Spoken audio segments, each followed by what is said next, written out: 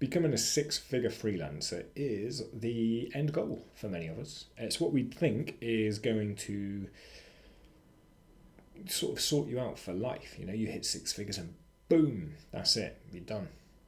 You know, take your coat off, sit down, enjoy yourself. You've made it. You never have to work again a day in your life. Which of course we all know isn't true, but there is still this very prevalent belief that once you've hit six figures, you are set. That's it then. I have grown my freelance business to this six-figure level twice, and I would not advise anybody to do it the way that I did it. There are good ways to grow your business to six figures, and there are bad ways, and I can tell you everything you'd need to know about the bad ways.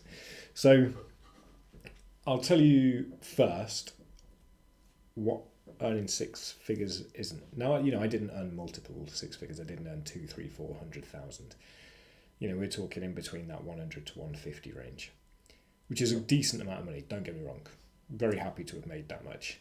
If for nothing else, I can say that, you know, I hit that level. My lifestyle didn't really change at all. I could afford some nicer clothes. I could go out a little more to nicer restaurants, to bars and things like that. But I still lived in the same place. I still went travelling as much as I usually do. Travelling is one of my top priorities. I love to travel. I didn't have to worry about rent and bills, and that was a major thing. That was the biggest benefit, was that not worrying about making rent bills or anything else. But generally, my lifestyle didn't change. I didn't go out and buy a Lamborghini. I didn't rent a 10-bedroom Airbnb to look great on some sort of promotional video. My life was just pretty much the same, only with better food and better clothes. And if I could go back to that period again, I'd probably cut down on spending on the clothes. Not the food, though. Food's always worth the money. Yeah. Nothing special happened. But the first time that I did hit six-figure level was years ago now, but it was unsustainable. I was working just myself, and I grew my business in the worst way possible. See, I didn't increase my fees. I did, but not as much as I should have. So I was charging my clients an average fee for a lot of work. So basically I was undercharging them. So then to get to that six-figure level, the only way that I could do it was to get more and more and more and more clients. I had no free time. I had no time to enjoy the money that I was saving. I eventually pumped all of that into it was meant to be an indefinite travel trip.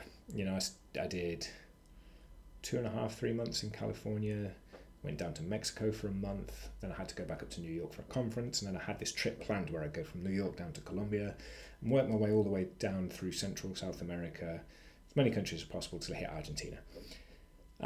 Didn't happen because I had my eye injury. But yeah, it was not a fun time in my life. I was the bit prior to this where I was earning six figures. As soon as I moved over to the US, I was doing barely any work because I was just enjoying myself. But I was working 12, 16-hour days, wasn't seeing my friends, wasn't enjoying myself, didn't really like the work I was doing. I was taking on jobs simply because they paid, not because they interested me or because they were beneficial for my education as a copywriter. I was just doing it for the cash, and I was burning myself out. I think if I hadn't sort of wound things down and gone on that travel trip, where I was still working on the travel trip, but if I hadn't wound things down for that, I would have burnt out properly within another couple of months. It was tough, man. The second time that I grew my business to the six-figure level, I brought on some help from various other contractors in different things, and I was doing a huge range of services. Ridiculous, really. I was doing some PPC stuff, so I had some PPC guys that were helping me out. I was doing some copywriting, some content stuff, and again I had contractors for both of those that were helping me out. And I hit what would probably be the biggest revenue numbers that I have hit. I say what would probably be were definitely the biggest revenue numbers I've hit. But the profits were also the smallest I've ever had. A lot of people online like to say like, oh, you know, I made 50 grand last month. But when you take into consideration all of the money that they've had to pay for advertising costs, for their services, for contractors, for all of these other things, what they make as profit is minimal. It's easy to like pump 50 grand into an advertising campaign to make 70 grand and say, I made 70 grand last month, when really it was only 20 before any sort of tax or anything. It's easy to do. So that, you know, there's, when people say that they make six figures, there are caveats there are details that people never really want to go into because it's just not sexy. It's easy to say make six figures. To say I made six figures and I was fucking miserable is honest, but it's not going to sell a product. To say I make six figures but only 30 grand of that is profit, again, it's not sexy. No one wants 30 grand. Everyone wants the 100 grand. So I'm going to share my iPad screen and we're going to just basically detail this in a more visual format. We're going to go through it right now. So here we go. Boom, iPad. Here we go. Right, so six figure freelancing. Bum, bum, bum. All right, so now let's say that somebody's earning $120,000 a year, and that's the basis of what they've built their platform on. It's like, I make $120,000 per year as a freelance copywriter, and with my new course, I'm gonna show you how you can do it too. Right, so they make 120 grand per year. Right, let's see if I can remember how to do this. Right, so we want to draw a box and we want to hold it there. Yeah, good enough. All right, so what they never tell you is that, oh no, I want red. There we go. Never tell you this bit here. What would that be? So we'll say that's about a third. So this is 40 grand gone on ad spend. 40 grand for them to push the videos and the ads and the Facebook posts and everything out in front of their ideal audience to either attract people as clients or to sell them the course or whatever. They're spending 40 grand for the year on that ad spend. So that's already taken them down from 120 to 80. They might then also spend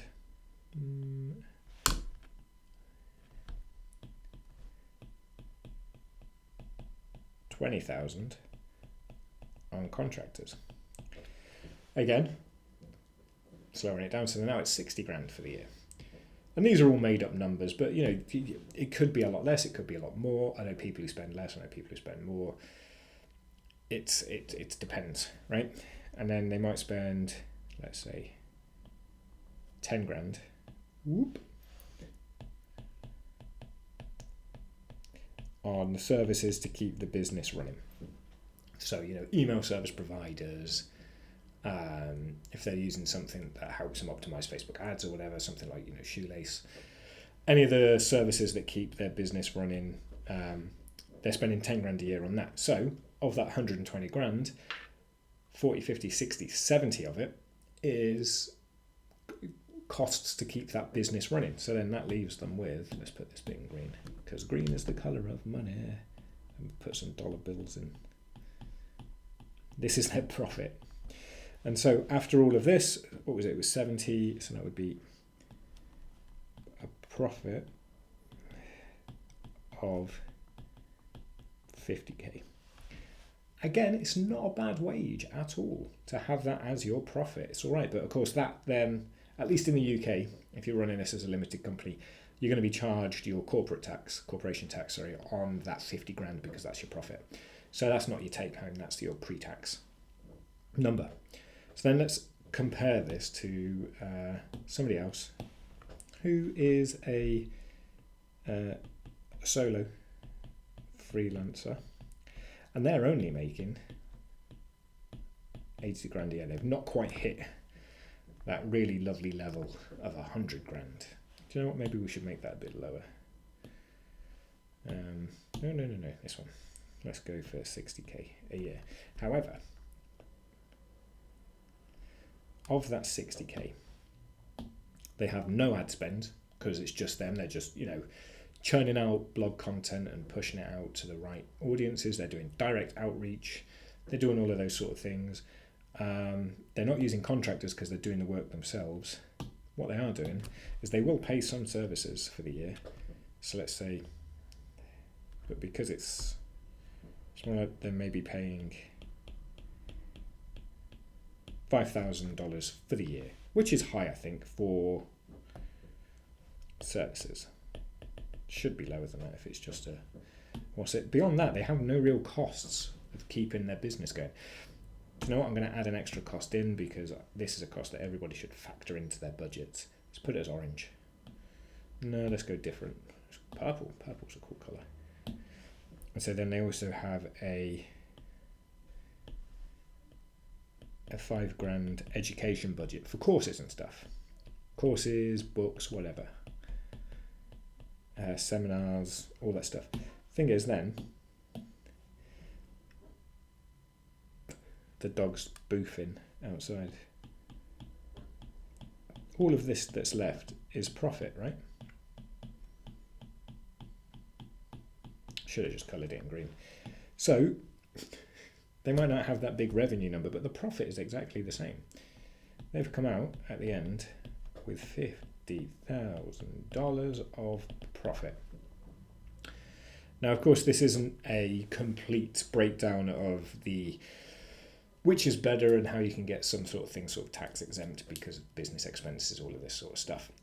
Always speak to an accountant for that. Never trust anybody who's not an accountant, even if they're a seasoned freelancer. Get a specialist. But basically, this person on the bottom, the solo freelancer, is spending 10 grand per year for services and education for themselves, and is getting 50 grand profit after that. And all that they really have to do is manage themselves. It's a much lower stress lifestyle. Of course, they could increase that by increasing their workload and end up like I did, where you're just going to burn yourself out. They could hire people and grow beyond that. But again, that eats into those profit margins. But that's all I wanted to say, really, was there are lots of different ways to grow your freelance business to 6 figures.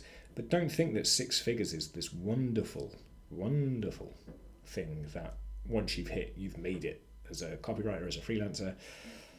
There's lots of intricacies and caveats in there that make earning that much less appealing. And if anything, I found the stress at that level to be much more, because you're so worried about dropping below like a 6-figure level. You're so worried about not being able to send your contractors enough work, because you do form relationships with contractors. You're so worried about how it will be seen if your business doesn't do as well next year as it has done this year. It took me a while to get over that and think, fuck it. But when somebody says that they earn X amount, don't take them at their word. Have a real sort of critical approach to what they're saying and think, well, what are you spending to do that? If anything, profit is the key deciding factor. If somebody has a much larger profit margin, that's far more beneficial. It's not about how much money is made, it's about how much profit is made. Revenue and profit are very different things. Revenue is nowhere near as sexy as profit. So next time somebody says, I make over 6 figures per year as a freelance copywriter or whatever, ask them how much profit they make. If they want to brag about how much money they make, ask them about their profit margins. I'm sure you'll find that it's a very different story once that's taken into account. But that's it really, just don't take people at face value. As I said in another video, on the internet, nobody knows you're a dog or a complete liar who wants to fabricate how much money they make. It's never as sexy as it seems. Anyway, that's it for today. I'll speak to you soon.